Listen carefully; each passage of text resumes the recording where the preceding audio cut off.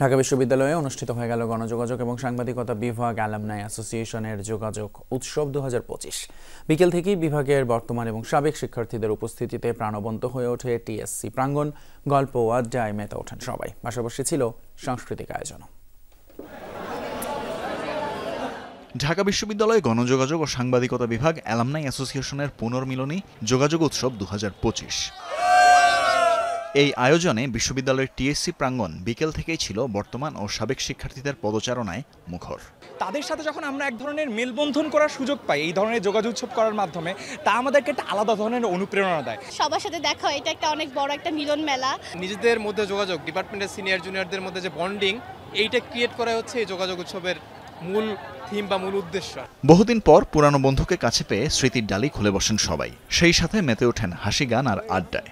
যোগাযোগ উৎসবের এই আয়োজন গণযোগাযোগ ও সাংবাদিকতা বিভাগের শিক্ষার্থীদের মধ্যে যেমন সৌহার্দ্য তৈরি করে, তেমনি ছকে বাঁধা যান্ত্রিক জীবনে নিয়ে আসে আনন্দের উপলক্ষ।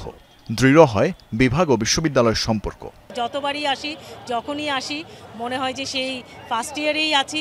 যোগাযোগের উৎসব মানে অন্তরের যোগাযোগের উৎসব। এখানে এটা অন্তরের ব্যাপার ঘটে। সরাসরি দেখা হওয়া এবং এটা এক ধরনের আমাদের মধ্যে হয় কি আমরা একটু রিচার্জ হই। যোগাযোগ উৎসবে ছিল বিভাগের বর্তমান ও সাবেক শিক্ষার্থীদের পরিবেশনায় সাংস্কৃতিক আয়োজন। স্মৃতি আর সৃষ্টির মেলবন্ধন ঘটে সেখানে। টিএসসি মিলনায়তন তারুণের উৎসবে হয়ে ওঠে মুখর।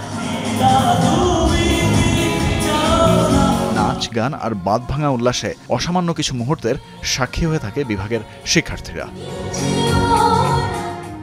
তানভীর মৌসুম, যমুনা নিউজ, ঢাকা।